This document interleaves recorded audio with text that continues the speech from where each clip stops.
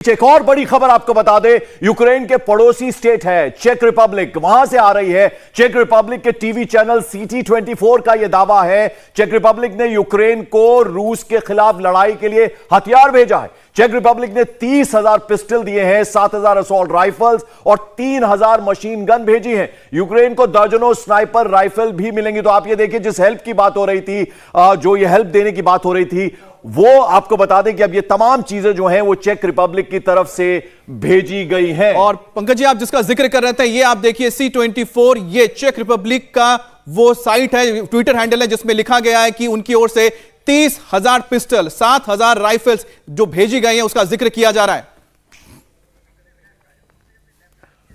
तो आपको बता दें कि इस वक्त ना सिर्फ चेक रिपब्लिक, जिसका हमने कहा था कि चेक रिपब्लिक ने 8 मिलियन, एक नहीं दो नहीं, 8 मिलियन डॉलर्स के हथियारों का जिक्र उन्होंने किया है। अब देखिए, द चेकिया has donated 30,000 pistols, 7,000 assault rifles, 3,000 machine guns, several dozen sniper rifles and about 1 million rounds to Ukraine, the government has decided। और देखिए जो हथियार इसमें जो दिए गए हैं, पिस्टल्स, यानी कि यहां पर आप गोरिल्ला वॉर होगा, 7,000 यहां पर असॉल्ट राइफल है, 3,000 मशीन गन। स्नाइपर राइफल्स का मतलब एक ही होता है कि ये जो युद्ध है थमने वाला नहीं है, जो रेजिस्टेंस है वो लगातार जारी रहेगा। इसीलिए इस तरह के छोटे मीडियम हथियार दिए जा रहे हैं ताकि वहां के जो सिविलियंस हैं वो वहां पर गोरिल्ला वॉर कर सके। चेक रिपब्लिक ने टोटल 8 मिलियन डॉलर का कहा है कि वो हथियार देंगे। और साथ ही आपको नेदरलैंड्स ने 200 स्टिंगर्स मिसाइल का दावा किया है कि वो देने जा रहे हैं। अमेरिका ने 350 मिलियन डॉलर। तो दो बड़ी खबरें, एक तरफ चेक रिपब्लिक जो है वो हेल्प करता हुआ नजर आ रहा है यूक्रेन को, और दूसरी तरफ जो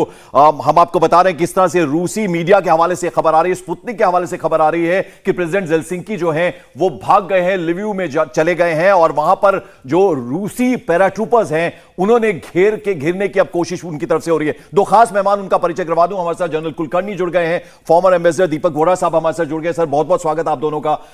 दीपक घोड़ा साहब, सबसे पहले तो आप ही के पास आना चाहेंगे, अब इस खबर को कितना सच माना जाए, जो रूसी मीडिया के हवाले से खबर आ रही है कि वो भाग गए हैं जेलेंस्की और जाकर लिविव में छिप गए।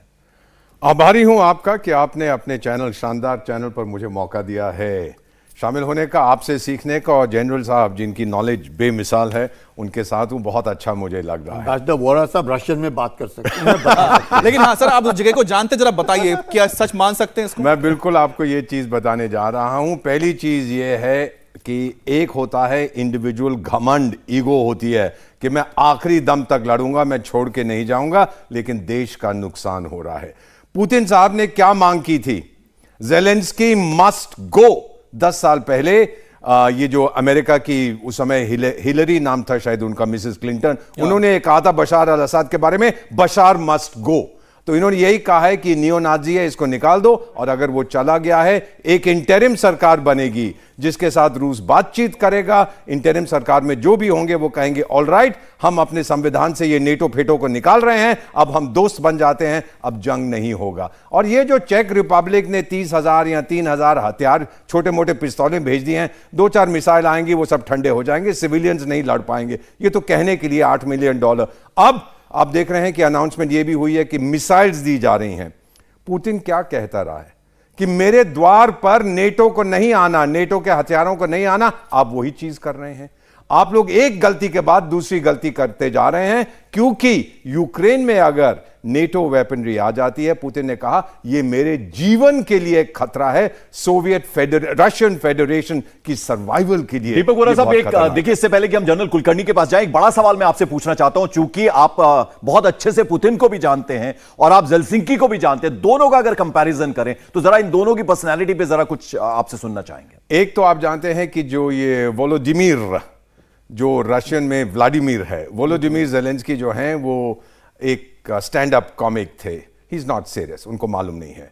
और जबकि दूसरी तरफ जो व्लादिमीर पुतिन हैं, जो KGB ऑफिसर रह चुके हैं, he is totally committed to the Russian Federation. आपको इतना भी बता देता हूं, जब उनका तलाक हुआ था उनकी पत्नी ल्यूडमिला के साथ, उस समय ये बात चली थी कि शी इज डिवोर्सिंग हिम, दोनों म्यूचुअल डिवोर्स, क्योंकि वो पूरा अपना ध्यान देना चाहते थे to preserving the Russian Federation. वो बहुत प्यार करता है अपने देश से, वो जानता है एक टाइम में सोवियत संघ जब हम थे, पूरी दुनिया हमें हमारे सामने झुकती थी। आज मैं रूस हूं तो मेरी नाक को जमीन में रगड़ने की कोशिश की जा रही है। He wants to bring back, वो चाहता है कि वो इज्जत मुझे मिले, वो चाहता है वो रिस्पेक्ट मुझे मिले, वो चाहता है वो सिक्योरिटी मुझे मिले। इसके ज्यादा वो कुछ नहीं चाहता। हड़प करके क्या करेगा जमीन को? सर, एक मैं आपको आसान सा सवाल एक चीज बता देता हूं जी। मैंने इनको सुना है पुतिन साहब को कहते हुए, किसी ने कहा आप तो टेरिटरी के भूखे हैं। कहता है भाई, रशिया में ईस्टर्न एक्सट्रीम से वेस्टर्न एक्सट्रीम जाने के लिए 10 घंटे लगते हैं हवाई जहाज में, 14 करोड़ की आबादी के लिए। भारत में 3 घंटे लगते हैं from the eastern to the western extremity, वहां 10 घंटे लगते हैं। कहता क्या मुझे जमीन की जरूरत है? मुझे केवल इज्जत की जरूरत चाहिए, है, पोजीशन चाहिए। अब आपको माइकोलेव में एक तस्वीर दिखाते हैं। माइकोलेव में तो तस्वीर आ रही है, यूक्रेन के एक फ्यूल डिपो पर हमला हुआ। ये फ्यूल डिपो जो आप देख रहे हैं जहां पर हमला हुआ है, रूसी अटैक में ये डिपो पूरी तरह से तबाह हो चुका है। रूसी सेना लगातार यहां पर रिएक्टर्स, पेट्रोल पंप और दूसरे जो आर्मी डिपोज हैं जहां पर हथियार या फिर गोले बारूद रखे गए, उनको तबाह कर रही है। और इस कड़ी में माइकोलेव में ये फ्यूल डिपो को उड़ा दिया गया है। आप देख सकते हैं कि मिसाइल से हमला है, यहां पर मिसाइल दागी गई है, पिन पॉइंट एक्यूरेसी से ये दागी गई है, जिसमें पूरा का पूरा फ्यूल डिपो पूरी तरह तबाह हो गया है। और आपको बता दें, रशिया कि जो रशियन फेडरेशन की ओर से और वहां के डिफेंस मिनिस्ट्री की ओर से बताया गया है कि हां, हम लोग क्रूज मिसाइल का इस्तेमाल कर रहे हैं। लगातार हमारे जो मिसाइल है, कैलिबर मिसाइल, और इस बार तो उन्होंने स्कैंडर मिसाइल का भी इस्तेमाल किया है, ताकि वो आर्मी इंस्टॉलेशन और साथ ही साथ वो जो जगह जो कि सप्लाई लाइन है वहां की फोर्सेस के लिए, उनको हम तबाह कर रहे हैं। उसकी इस वक्त आप तस्वीर देख रहे हैं। यह तस्वीर यह बताती है कि लगातार रशिया की ओर से तमाम जो वाइटल इंस्टॉलेशन है उनको टारगेट किया जाए। कुलकर्णी सर, ये जो तस्वीरें आ रही हैं, और साथ ही साथ दो चीजें, एक है कि उनके इंस्टॉलेशन को आप ध्वस्त कीजिए, दूसरी बड़ी बात है जो छोड़ के चले जाने की बात आ रही है जेलेंस्की का, इन दोनों को कैसे जोड़कर देखेंगे आप?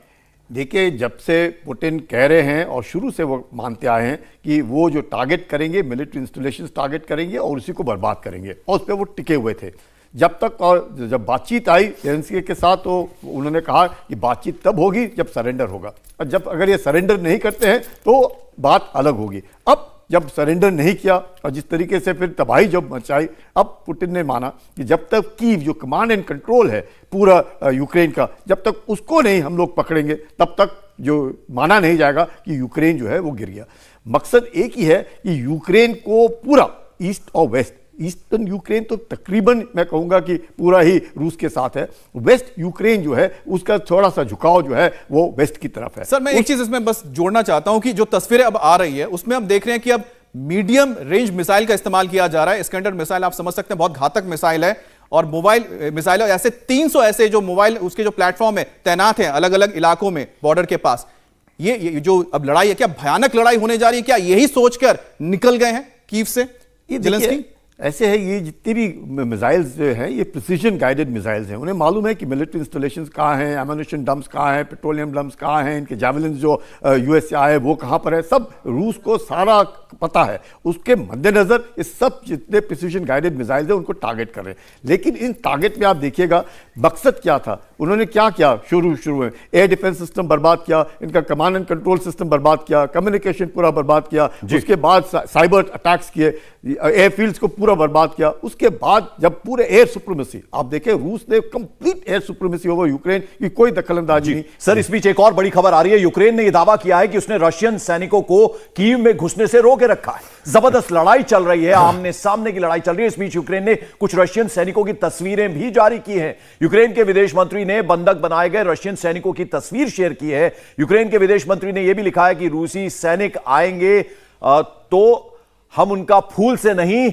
हथियार से स्वागत कर रहे हैं, यह कहा गया है। आप देखिए, तस्वीरें जारी की गई हैं जिसमें उन्होंने बताया कि किस तरह से उन्होंने रशियन सैनिकों को आगे नहीं बढ़ने दिया, उनको एक तरह से बंधक बनाया गया है। ये तस्वीरें जो है रिलीज की गई हैं यूक्रेन की तरफ से। ये तस्वीरों के बारे में जनरल कुलकर्णी कुछ कहना चाहेंगे? देखिए, क्या दिखाने की कोशिश? ये देखिए, युद्ध है, तबाही होगी, ये सब प्रोपेगेंडा है, और सच इसमें कोई शक नहीं है, लड़ाई है। यूक्रेन भी चूड़ियां डाल के नहीं बैठे, उसके पास भी काफी ताकत है, लेकिन ताकत उतनी नहीं है जो कि रूस की ताकत के बराबर की हो। 2 लाख के सैनिक हैं, काफी कूपन मिला है। $500 मिलियन का एड अभी तक यूएस से ले रखा है, जिससे आपने दिखा रहे हैं चेक रिपब्लिक ने उनको इतना तो सब कुछ दे रखा है। तो काफी जनरल कुलकर्णी, कल हमने जिस तरह से हम बात कर रहे थे कि कल अलग थलग पड़े हुए नजर आ रहे थे हमें हेलसिंकी की, वो उनके जितने बयान भी आ रहे थे, 2 बयान हमने दिखाए भी, काफी वो मायूस से नजर आ रहे थे। लेकिन अब ये जो तमाम देशों की तरफ से एक हेल्प की बात हो रही है, वो शह देती हुई नजर आ रही है आपको कहीं ना कहीं? नहीं, देखिए जो भी एड आ रहा है, चाहे सहानुभूति हो या उनके साथ खड़े होने की बातचीत हो, उससे कोई फायदा नहीं होता। आज के वक्त उनको चाहिए बूट्स ऑन ग्राउंड। कहाँ है वो सैनिक जो यूक्रेन के लिए लड़ सकते हैं? वो नहीं है उनके पास। उस मकसद को देखते हुए ये जो इतनी, और खुद ज़ेलेंस्की ने क्या कहा है कि मैंने 27 हेड्स ऑफ स्टेट से बात की और सब ने मना कर दिया मेरे को मदद देने के लिए, और सब सहानुभूति दे रहे हैं, कोई आश्वासन दे रहे हैं, सब कुछ दे रहे हैं। इसी वजह से उनके भागने की बात आ रही है। बुरा सर, मैं आपको इसमें लेके आ रहा हूं क्योंकि एक ताजा अपडेट आपको दे देते हैं। Several security checkpoints are being set up around Lviv, जिसका जिक्र हम कर रहे हैं। लवीव वो जगह है जहां पर बताया जा रहा है कि भागकर पहुंच चुके हैं जेलेंस्की कीव से, और लवीव में बताया जा रहा है कि चारों तरफ बहुत जबरदस्त घेराबंदी कर दी गई है। वोरा सर, आप इस इलाके को जानते हैं, क्या ये मान सकते हैं कि खबर सही है स्पुतनिक की कि वो भाग चुके, तभी वजह से पूरा सिक्योर किया जा रहा है पूरे लवीव इलाके को? ये जो खबर आ रही है कि वो भाग चुके हैं, अगर वो वहाँ से कीव से चले गए हैं तो ये बड़ा अच्छा निर्णय उन्होंने किया है, ताकि और बर्बादी ना हो वहाँ पर, उनके लोगों का कि उनकी मौत ना हो, जान माल का नुकसान ना हो। This is very sensible decision जो उन्होंने लिया है, बड़ी अच्छी बात है अगर वहाँ से चले गए। अब मेरा मानना है कि पुतिन साहब, रूस उनको बंदी नहीं बनाना चाहते, नहीं तो एक और मुसीबत हमारे हाथ आ जाएगी। सबसे आसान तरीका यह है कि ये चले जाएं वहां से, जाके अमेरिका में बस जाएं, वहां 7-Eleven दुकान खोल के कोका कोला बेचें, पूरी दुनिया बड़ी खुश होगी, यूक्रेन एक दूसरे राष्ट्रपति का चुनाव करेगा। सर, मैं मजाक नहीं कर रहा, क्योंकि 1975 में मैं वियतनाम में भी सर्विस कर चुका हूं। जब नॉर्थ वियतनाम ने हमला किया और काबू किया साउथ वियतनाम को, तो उस समय साउथ वियतनाम के जो राष्ट्रपति थे, डुओंग मिन, बिग मिन कहते थे, उन्होंने कहा मेरा इस्तीफा, मेरा वाइस प्रेसिडेंट इंचार्ज है। वाइस प्रेसिडेंट ने कहा प्रधानमंत्री इंचार्ज है, उसने कहा उप प्रधानमंत्री, करते करते करते चपरासी तक पहुंच गए। अरे कोई तो हो जिससे नॉर्थ वियतनाम बात करके साइन करवाए। यही होगा वहां पर, एक नया प्रेसिडेंट, इंटरिम गवर्नमेंट आएगी, वो समझौता करेंगे, और उम्मीद करता हूं, प्रार्थना करता हूं, क्योंकि यूक्रेन से उतनी ही मोहब्बत करता हूं जितनी रूस से, कि अब शांति वहां पर कायम हो जाए, जो भारत हमेशा मांगता रहा है। इंडिया टीवी हर वक्त हर जगह डाउनलोड करने के लिए सर्च करें India TV news Google play store या ऐप स्टोर पर।